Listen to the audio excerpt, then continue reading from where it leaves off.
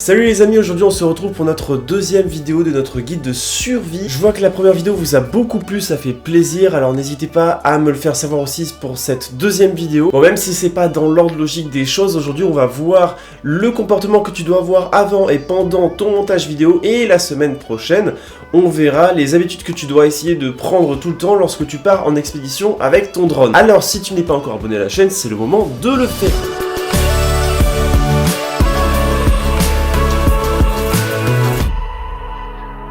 Donc moi je vais vous parler de ma propre expérience dans le montage vidéo. Ça peut changer d'une personne à une autre. Dites-moi en commentaire vos expériences et puis j'espère que ma façon de faire vous aidera à l'avenir pour vos propres montages vidéo. D'abord, le premier conseil que j'ai à te donner, c'est de garder tous tes rushs en double, donc sur ta carte SD et sur ton ordinateur, parce qu'au moins là, si tu fais une mauvaise manip et que tu supprimes un plan, ben au moins tu ne l'as pas perdu. Ensuite, si tu as de la place pour tout stocker, moi je te conseille de classer tes plans et tes rushs selon les spots auxquels tu es allé et selon les différents drones que tu as, si tu en as plusieurs. Par exemple, moi j'ai un dossier Mavic, un dossier Phantom. Dans le dossier Phantom et dans le dossier Mavic, je vais avoir un dossier suisse, un dossier corse, etc. etc. Une fois cette partie terminée, qui est d'ailleurs pas très compliquée pour l'instant, on va ouvrir notre logiciel de montage vidéo. Pour ma part, j'en utilise deux. J'utilise PowerDirector 16, qui est celui de mes partenaires, lorsque j'ai un montage vidéo qui est pas très compliqué à faire, donc ça va me prendre beaucoup moins de temps. Et quand j'ai des montages vidéo qui vont me prendre plusieurs jours, j'utilise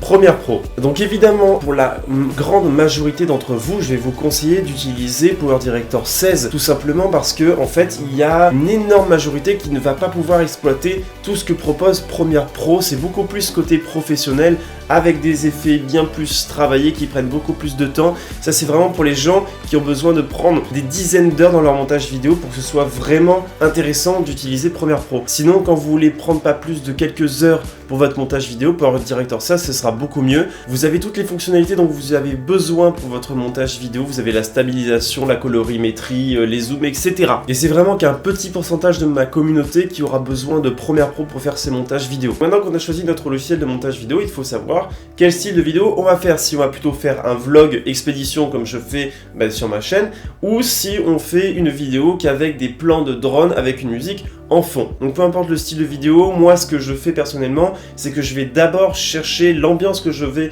vouloir créer dedans, et donc forcément je commence par chercher une musique appropriée à tout ça. En bas de ma chaîne, tout en bas, vous avez une liste de chaînes YouTube qui présente des musiques quotidiennement, presque tous les jours. Je vous invite à aller regarder, ça donne beaucoup d'inspiration, et dès que vous écoutez une musique qui vous inspire, vous la prenez pour votre montage vidéo. L'important dans une vidéo, peu importe que ce soit vlog ou plus plan drone, c'est d'avoir une ligne directive, de créer une histoire tout au long de la vidéo. Donc le mieux, c'est que donc forcément vous faites tout ça par rapport au rythme que donne la musique, et en plus de ce rythme, il faut qu'il y ait un lien entre chaque plan. Le truc le plus logique à faire, ce serait de respecter le cycle matin-nuit, comme ça, avec un coucher de soleil à la fin de votre vidéo, des choses comme ça, ou décollage, atterrissage de votre drone, ça dépend de votre style de vidéo. Voilà, il faut respecter ce style tout en respectant aussi le rythme que la musique vous donne. Évidemment, pour submerger un peu plus la personne qui regarde votre vidéo, ce que je vous conseille de faire, c'est de rajouter des sons d'ambiance, donc de forêt ou d'eau, selon vos plans en fait. Pour vous montrer l'importance des sons d'ambiance dans une vidéo, je vais vous prendre l'exemple de ma vidéo sur le rêve d'une vie en drone qui vous a beaucoup plu. Vous allez voir que quand on enlève la musique, on note quand même l'importance à chaque fois de chaque effet, du vent, de l'ambiance de l'eau, etc.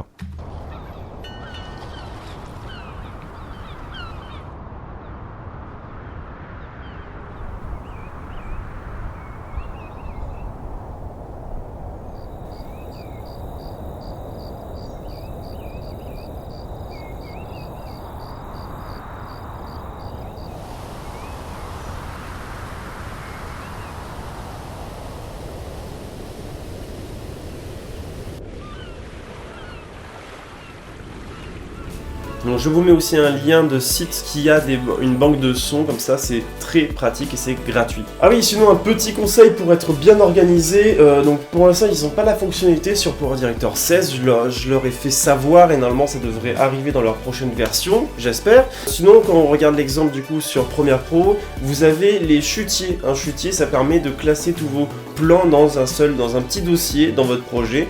Et ça vous permet d'être un petit peu plus organisé, de ne pas vous perdre dans tous vos plans. Donc comme ça, vous avez un chutier drone, un chutier musique, un chutier effet, etc., etc. Donc ensuite, au niveau du montage en lui-même, j'ai fait plusieurs vidéos. Je vous invite pour l'instant à les voir. Je ferai peut-être des vidéos plus travaillées, plus concentré sur le montage vidéo et comment je m'y prends. Et je vais pas vous le faire tout de suite parce que je préfère vous donner des lignes directives à suivre et après vous inspirer vous-même. Donc une fois que vous avez terminé votre montage vidéo, bon, vous le prévisualisez autant de fois que vous voulez jusqu'à ce qu'il vous convienne.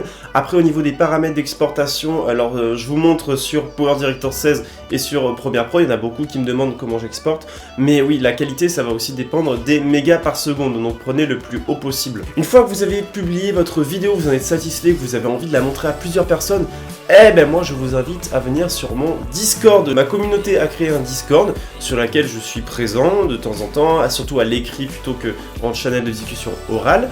Je vous invite à venir sur ce Discord qui est dans la description de la vidéo. À quoi sert Discord et va servir ce Discord pour ceux qui ne connaissent pas? En fait, vous allez pouvoir partager plein de choses avec plein de passionnés de l'ensemble de ma communauté. Vous allez le rejoindre, vous allez pouvoir poser vos questions sur les styles de vidéo, le montage vidéo, le matériel que vous aimeriez avoir, des questions sur plein de choses. Vous pouvez aussi présenter vos vidéos de drone parce que moi je n'ai plus le temps évidemment de regarder toutes vos vidéos de drone et vous donner des avis constructifs. Donc voilà, vous pouvez l'envoyer à plusieurs personnes de ma communauté qui vous donneront des petits conseils et puis vous pouvez vous faire des échanges d'abonnements, etc. Ça vous fait un petit peu de pub.